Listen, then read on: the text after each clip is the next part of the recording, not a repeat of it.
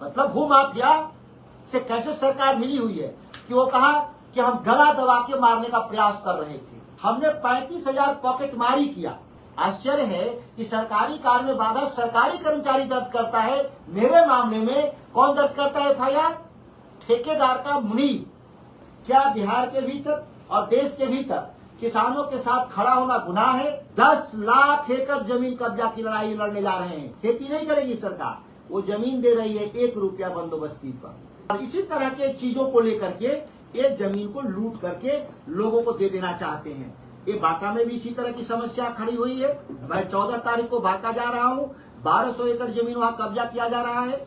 अभी भी बिहार का किसान कह रहा है कि आपको जितना जमीन चाहिए मिलेगा। जब किसान जाते हैं विरोध दर्ज करने 22 जून को, जब वो कब्जा करके 23 जून को जाते हैं तो लाठीचार्ज करता है किसानों पर। 38 किसानों को एफआईआर दर्ज करता है, दर्जनों लोग को जेल भेज देता है। जब किसानों का बुलावा हुआ एक सांसद के तौर पे और किसान एक परिवार के नाते, जब मैं 3 जुलाई को जाता हूं तो देखने वाली घटना हतप्रभ करने वाली है। मेरे पर एफआईआर है। आश्चर्यजनक रूप से सरकारी कार्य में बाधा, लेकिन एफआईआर कौन दर्ज करता है? सरकारी अधिकारी नहीं, एक कर्मचारी नहीं, ठेकेदार का वहां का जो मुंशी है उसके वो दर्ज करता है गैरकानूनी तरीके से। आश्चर्य है कि सरकारी कार्य में बाधा सरकारी कर्मचारी दर्ज करता है। मेरे मामले में कौन दर्ज करता है एफआईआर? ठेकेदार का मुनीब। मतलब भूमाफिया से कैसे सरकार मिली हुई है। जब वहां घटनास्थल पे डीएसपी थे, इंस्पेक्टर थे, दरोगा थे, 125 पुलिस थी और सिविल एडमिनिस्ट्रेशन के और भी कर्मचारी थे जिनको मैं नहीं पहचानता, उन लोगों ने क्यों नहीं एफआईआर दर्ज किया? दूसरा क्या आरोप लगाया मेरे पर कि वो कहा कि हम गला दबा के मारने का प्रयास कर रहे थे। भाई इसके लिए तो वहां सैकड़ों मीडिया कर्मी थे, जैसे आप यहाँ हैं, इनसे ज्यादा तादाद में वहां मीडिया कर्मी थे।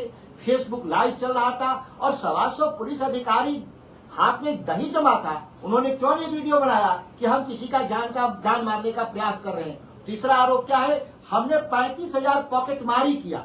ठेकेदार के पॉकेट से हमने 35 देश का एक सांसद आंदोलन में जाकर ठेकेदार के पॉकेट से हजारों की तादाद में, जहां मीडिया और फेसबुक लाइव है, वहां हमारे पर आरोप लगाया जाता है। यह हतप्रभ करने वाला स्थिति है। क्या बिहार के भीतर और देश के भीतर किसानों के साथ खड़ा होना गुनाह है? माननीय स्पीकर महोदय से मैं आज मिलूंगा। ये विशेषाधिकार का मसला है।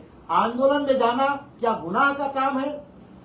और जो आरोप अधिक से अधिक हम पर सरकारी कार्य में बाधा का लगाया जा सकता है, मैं इसे डिनाई नहीं करता हूं, लेकिन हत्या करने का आरोप, हत्या का करने का प्रयास का आरोप और पॉकेटमारी का आरोप, इससे तो देश में कोई आंदोलन नहीं चलेगा। हम जंतर मंतर पे भी कल जा सकते हैं, देश के अन्य हिस्सों में भी। तो क्या इस तरह का पुलिस और सैकड़ों की तादाद में? उसके बाद मैं डीएम से मिला हूं और डीएम से मिलने के बाद वो वहां पे सौरभ कुमार यादव वहां पे डीएम है, सौरभ सुमन यादव डीएम है। आखिर उनके हम कार्यालय गए इस आंदोलन के बाद। अगर हम गुनाहगार थे तो मुझे गिरफ्तारी क्यों नहीं हुई? उसके बाद हमने प्रेस कॉन्फ्रेंस किया तो क्यों नहीं गिरफ्तारी हुई? 8:30 बजे रात को ये घटना, जो आंदोलन है, भाषण और खेत जुताई, ये 12:30 बजे दिन का है। कौन ऐसी परिस्थिति थी कि 8:30 बजे रात को एफआईआर दर्ज किया जाता है? जो एफआईआर का समय जो निर्धारित किया गया है, मेरी जानकारी में एफआईआर दूसरे दिन किया गया, क्योंकि कोई भी सरकारी कर्मचारी जब एफआईआर करने से मना कर दिया, डीएम और एसपी जो है वहां पे स्वर्ण प्रभात, वो मैं धन्यवाद देता हूं बिहार के उन सरकारी कर्मचारियों को जो कलेक्टर और डीएम से नीचे थे, जिनकी संख्या जिला मुख्यालय से लेकर आंदोलन के स्थल पे 500 के करीब था। एक भी व्यक्ति इन लोगों को नहीं मिला जो मेरे खिलाफ एफआईआर दर्ज कर सके। यह मैं उन लोगों को बहुत बधाई देता हूं, धन्यवाद देता हूं। सत्ता में बैठे हुए लोग को सोच लेना होगा, समझ लेना होगा कि शीर्ष पर जो भी आप गंदगी फैलाना चाहते हैं, लेकिन नीचे आपका समर्थन हासिल नहीं है। और वहां तो मीडिया के भी लोग थे भारी तादाद में, सारे न्यूज एजेंसी के थे। आप उनसे वीडियो मंगा के देख ले कि हमने ट्रैक्टर जुताई के अलावा दूसरा कोई काम किया हो। भाषण मैंने दिया और ट्रैक्टर से जुताई किया। भाई हम तो किसान हैं, हम तो टैंक नहीं चलाने आता, हमको तो तोप नहीं चलाने आता, हमको ट्रैक्टर चलाने आता है। मैं किसान हूँ, हमें ट्रैक्टर से जुताई किया। यही मेरे पर आरोप, इससे ज्यादा नहीं लगाया जा सकता। प्रधानमंत्री जी मोदी जी अमित शाह जी से जरूर अनुरोध करेंगे कि जो आपने सरकार बनाया है वह एक लुटेरी सरकार है बिहार, जिनको आपने मुख्यमंत्री नियुक्त किया है और नीचे के अधिकारी बेलगाम हो चुके हैं। और बिहार में यह 17.5 एकड़ की जमीन की लड़ाई नहीं है।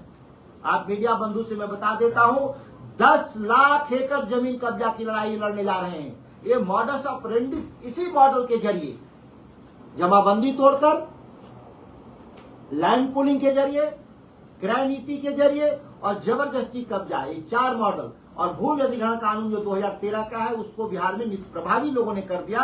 और 10 लाख एकड़ जमीन, और क्या करेंगे जमीन का? खेती नहीं करेगी सरकार, वो जमीन दे रही है 1 रुपया बंदोबस्ती पर, वाटर पार्क बनाने के नाम पर, क्या कह सकते हैं कि शमशान घाट के नाम पर, और इसी तरह के चीजों को लेकर के ये जमीन को लूट करके लोगों को दे देना चाहते हैं। ये बांका में भी इसी तरह की समस्या खड़ी हुई है। मैं 14 तारीख को बांका जा रहा हूँ, 1200 एकड़ जमीन वहां कब्जा किया जा रहा है। अभी भी बिहार का किसान कह रहा है कि आपको जितना जमीन चाहिए मिलेगा, लेकिन भूमि अधिग्रहण कानून में पैसा देकर। मुफ्त में अगर जमीन कहीं मिलता हो तो मुझे दिल्ली में 1 कट्ठा कोई दिलवा के दिखा दे। अगर सब लोग बड़े बनते हैं, देश के प्रधानमंत्री, गृह मंत्री और सम्राट चौधरी, तो मुझे केवल 1 कट्ठा जमीन पटना में या दिल्ली में मुझे मुफ्त दिलवा के दिखा दें। जब मुफ्त में शहर में जमीन नहीं है तो गांव का किसान क्यों मुफ्त देगा, जो हजारों साल से उस जमीन पर उसकी जीविका चली। केवल अपना ही पालन पोषण नहीं किया, समाज का, जो शहरों में उनके लिए भी अनाज, दूध, फल सप्लाई देने का काम किया। आज उन पे जो आफत आई है बिहार के भीतर, आज जो उनके साथ खड़ा होने वाले हमारे जैसे जनप्रतिनिधि, सांसदों को भी धमकाया बिहार में जा रहा है। एक नए मॉडल की सरकार है। मैं माननीय स्पीकर महोदय से मिलकर विशेषाधिकार नोटिस वहां के डीएम, वहां के एसपी और पदाधिकारियों के खिलाफ मैं लाऊंगा और बताने का काम करूंगा कि किस तरीके से अवैध तरीके से एफआईआर दर्ज किया जा रहा है। मैं साक्ष्य के तौर पे आप लोग को एफआईआर की कॉपी भी मैं दे देता हूं। और ये जो डीएम का, जो एडीएम का ऑर्डर है जमीन कब्जा का, वो भी आप देखिएगा कि जो कानून ही नहीं है बिहार में, जमींदारी उन्मूलन कानून, उस कानून के जरिए भूमि को कब्जा किया। अद्भुत आदमी है, कानून का भी पढ़ते नहीं। बिहार में पेपर लीक का हम लोग हमेशा कहते थे, मेधा घोटाला का उदाहरण देखना है तो एफआईआर की कॉपी पढ़ लीजिए। इसमें एक शब्द, एक लाइन शुद्ध नहीं लिखने आया है अधिकारियों को। और एक जजमेंट देख लीजिए एडीएम का कि मेधा घोटाले का सबूत है कि बिहार के अधिकारी जो कानूनी एग्जिस्ट नहीं करता है, उस कानून के जरिए जमीन को कब्जा करने का प्रयास किया है। ये दोनों अपने आप में क्लासिकल उदाहरण होगा।